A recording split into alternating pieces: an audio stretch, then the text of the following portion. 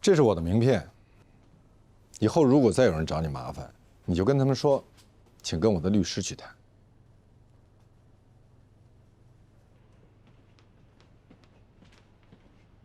石头床家属去交一下费吧。能缓缓吗？这样我去，在哪儿交费1楼收费处，我带您过去。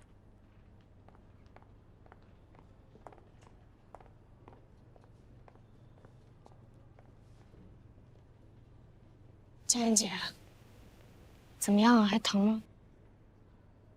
你们都是好人，我本来都已经绝望了。您千万不要绝望。你要帮我呀！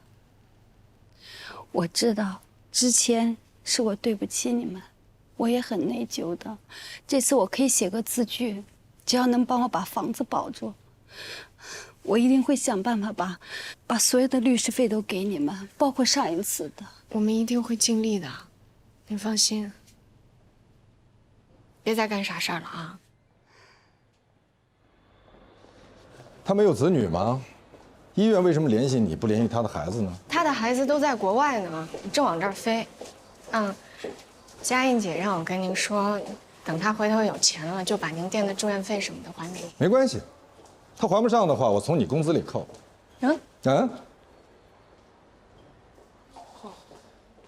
他没有其他亲人了吗？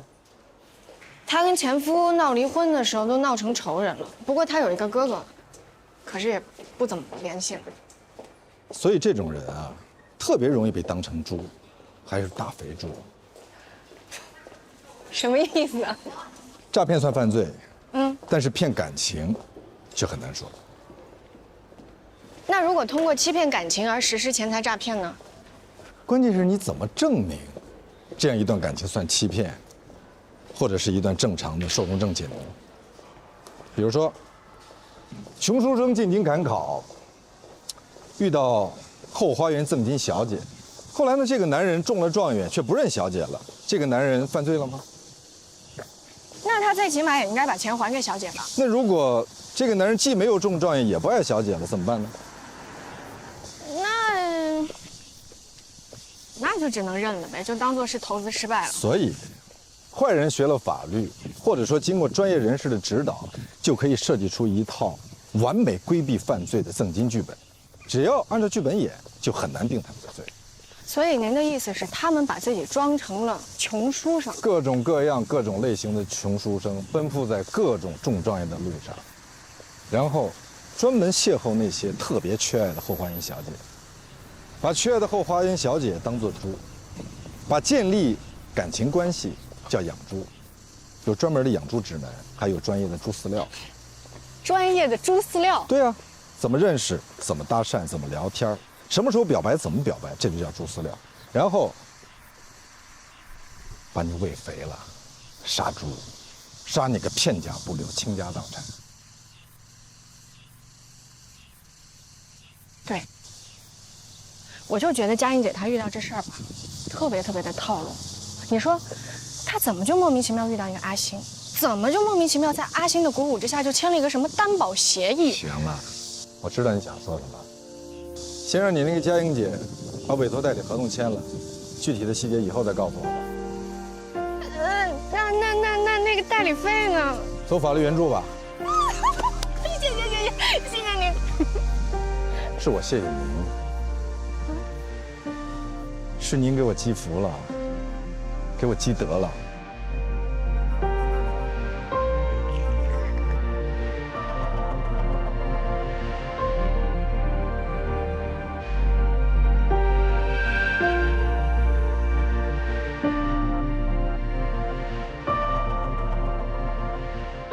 你告诉我，你为什么要接林家映？让法律的羽翼温暖每一颗渴望正义的心。是您一直跟我说，律师应该多做公益，要多帮助弱势群体吗？律师是职业，法律咨询只是工作，是工作就要有报酬，成就感绝大部分来自于一个人收入了多少。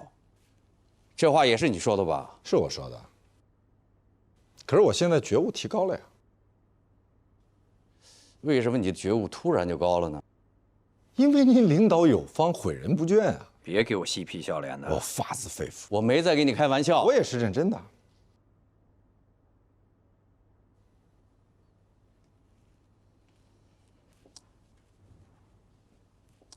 你知道吧？现在有些黑恶势力也有律师。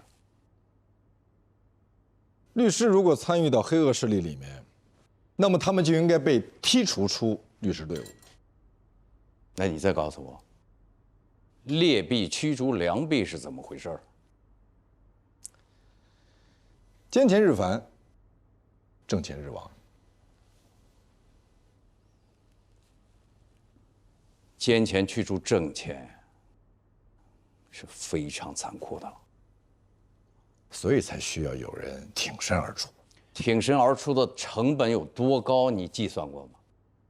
我不知道怎么计算正义的成本。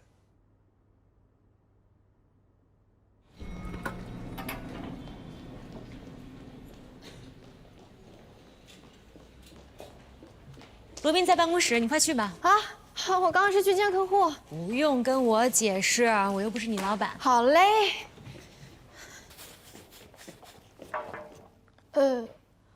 要不我一会儿再来。别，你们聊吧。我还是那句话，我保留我的意见，暂不上会。谢谢。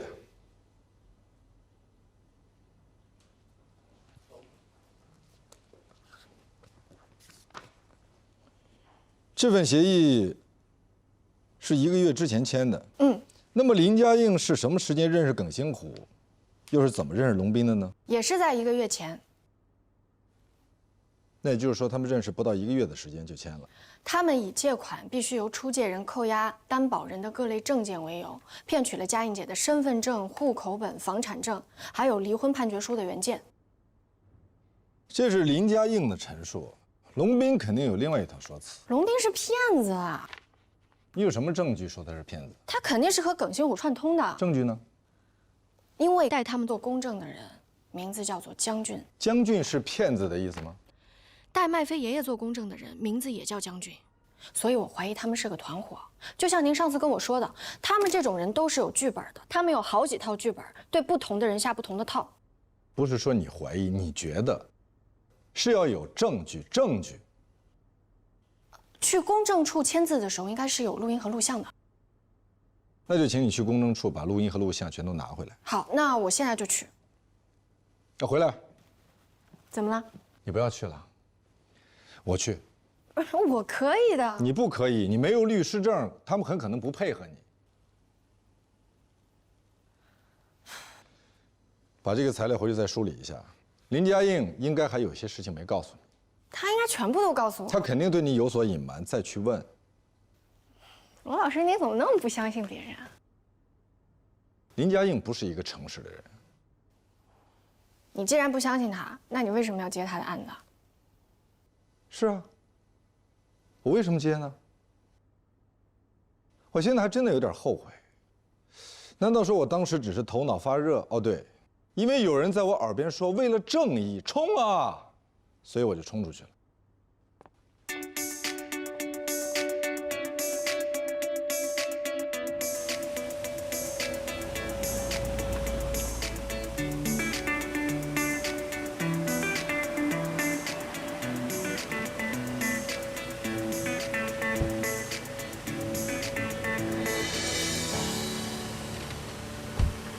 罗宾，你有空吗？我刚好要出去一趟。去哪儿？怎么了？有事儿吗？封印跟你说了吗？什么事儿？你最好别沾林家映。谢谢，我已经沾了。你可以找个理由拒绝。我找不到理由。比如说你病了。我没病。我不能咒我自己。罗律师，我刚好要出去一趟。我不是来找您的。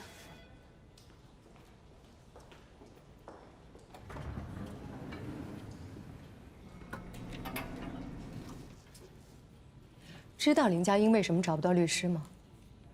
不是因为他没钱，没钱可以打风险代理，而是因为他的案子风险太大，我喜欢风险，不值当。他们找我麻烦也不值当。